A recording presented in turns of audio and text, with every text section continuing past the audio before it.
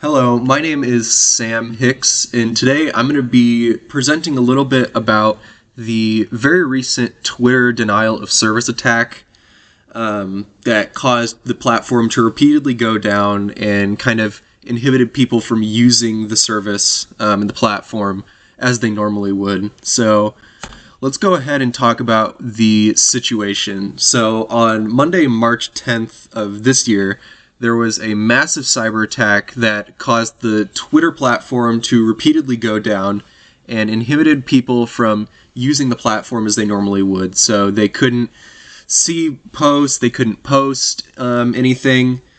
So they just couldn't use the platform as they normally would. But cyber attacks like these aren't anything new, but this was a larger scale one that caused the platform to repeatedly go down. Which isn't something that happens super often, but they definitely do get attacked a lot. And as Elon Musk said, the CEO of Twitter, this attack was done with a lot of resources, which caused the attack to be the severity that it was. The CEO also claimed that this attack originated from Ukraine, as the IP addresses were originating in the Ukraine area. However, he did not provide additional evidence for who may have been responsible. So that's a bit about the situation, just kind of a quick summary. So let's go ahead and discuss what the attack was. So based on the nature of what happened to the platform, it is very safe to say that the attack on Twitter was a large-scale distributed denial of service attack. Now, a distributed denial of service attack, or DDoS for short, is an attack that has a malicious attempt to disrupt the normal traffic of a targeted server. And this is exactly what happened on Twitter. As you can see in the graph on this slide, there were two major spikes in traffic. So one around probably 6 or 7 p.m., and then a larger one probably around 11 a.m., and both of these caused the Twitter platform to go down, and people weren't able to use it, which is the purpose of a DDoS attack, is you are trying to deny basic users service of the platform.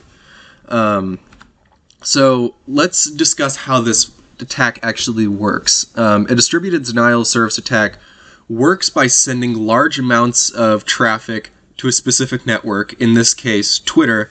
However, this could not be realistically achieved by just humans. There has to be a different element to it, because we can't come close to generating enough traffic in order to cause an outage for a platform such as Twitter. And the way that we do this is something called a botnet. Now, a botnet is a network of internet-connected machines called bots that are instructed to send requests to the target's IP address, in this case being Twitter's, which will flood the network with a bunch of traffic and kind of overwhelm it, resulting in it going down, and making it so that people can't actually access the platform.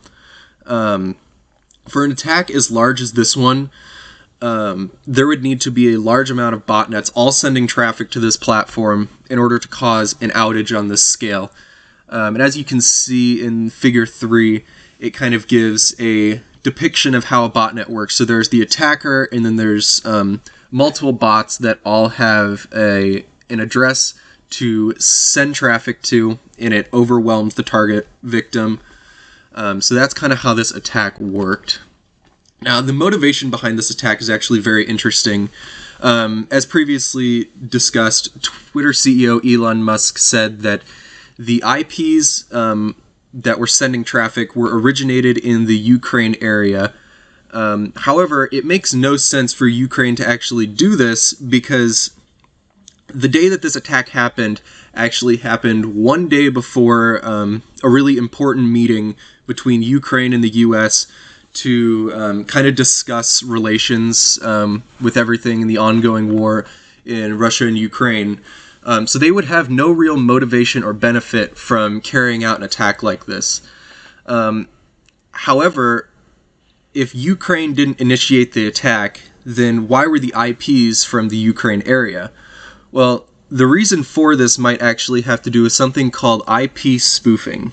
IP spoofing is the creation of IP packets which have a modified source address in order to either hide the identity of the sender or impersonate another computer system. And in this case, that is kind of what happened. So the main motivations for spoofing the IPs that originated the traffic from Ukraine was mostly due to the current political situation involving Russia and Ukraine. As I mentioned previously, the day that the attack took place was one day before a meeting between diplomats from Washington and Kiev in Saudi Arabia. Now, if Ukraine had no motivation to do this, the only other country in this scenario that would have any kind of motivation would be Russia.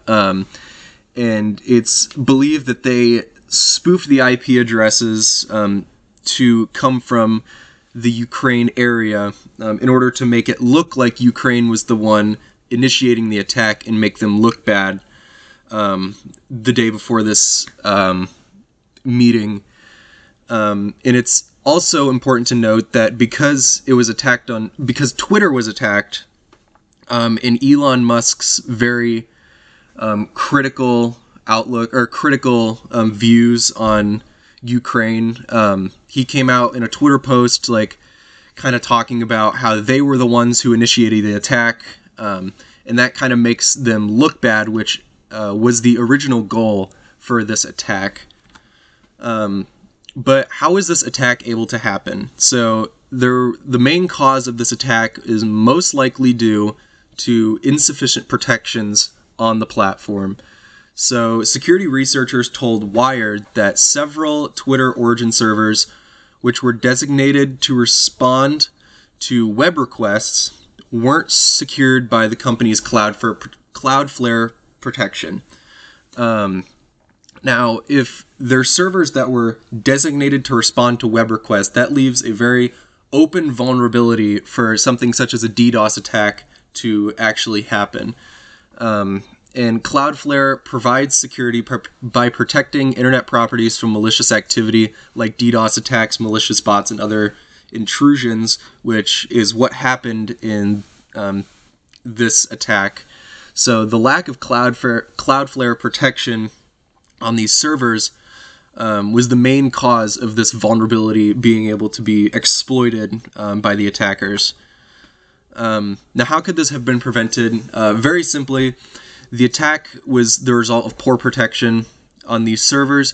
It very easily could have been prevented, or at the very least reduced, with more robust protections put into place, so they could have put the adequate protections in place on these servers like they were supposed to, and that would have kind of prevented this attack from happening.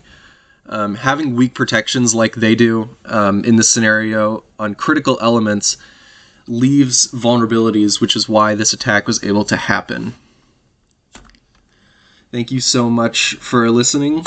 These are my sources. Thank you.